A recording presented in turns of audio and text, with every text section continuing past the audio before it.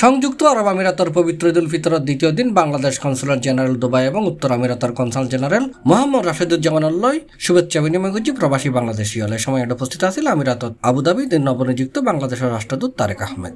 আপনাদের সকলকে পবিত্র ঈদুল ফিতরের শুভেচ্ছা, ঈদ মোবারক। আমি এই ঈদের দিনে আমি সবার জন্য দোয়া করি, আমার 12 লক্ষ প্রবাসী বাংলাদেশী। আমি আমার দেশের জন্য দোয়া করি যাতে এই দেশ সকল প্রকার সমস্যা থেকে মাথা উঁচু করে দাঁড়িয়ে দেশে পৃথিবীর বুকে একটি শক্তিশালী দেশ হিসেবে আগামী দিনগুলোতে মাথা উঁচু করে দাঁড়াতে পারে।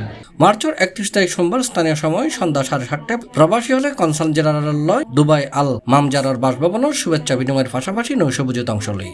এ সময় কনসাল জেনারেল এবং তার স্ত্রী অতিথি হলের স্বাগত জানাই এবং ঈদের শুভেচ্ছা বিনিময় করছি। স্বপ্রণোদিত হয়ে বেশ কিছু বাদ্যযন্ত্র প্রদান করার জন্য বাংলাদেশ কনসুলেট জেনারেল দুবাইয়ের কর্মকর্তা কর্মচারী প্রবাসী কমিউনিটি ব্যক্তিবর্গ Bangladesh reporters unity press club অন্যান্য সাংবাদিক নেতাল এডে উপস্থিত আছিল। অনুষ্ঠানত বিভিন্ন সামাজিক রাজনৈতিক পেশাজীবী ছাত্র সংগঠনের নেতৃবৃন্দ অলসহ প্রবাসী হলের অংশগ্রহণে বাংলাদেশি হলের এক মিলন মেলা পরিণত হয়। সবাইকে পবিত্র ঈদুল ফিতরের শুভেচ্ছা এবং মোবারকবাদ। দুবাই কনসুলেটের হোমে বাসায় এবং তার মিসেস আমন্ত্রণে এবং আমরা একটা ক্ষুদ্র বাংলাদেশ এখানে পাচ্ছি।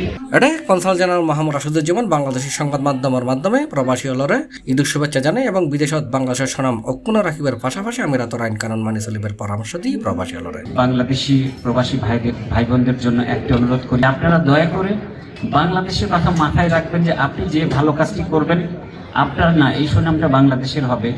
আপনি যে মন্দ কাজটি করবেন এটিও আপনার না, এটিও বাংলাদেশের দুর্নাম সৃষ্টি করবে।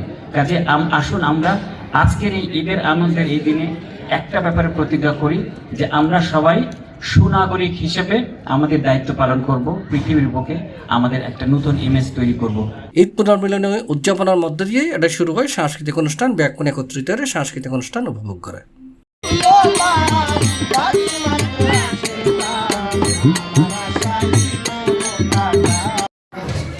C+ TV Chittagong.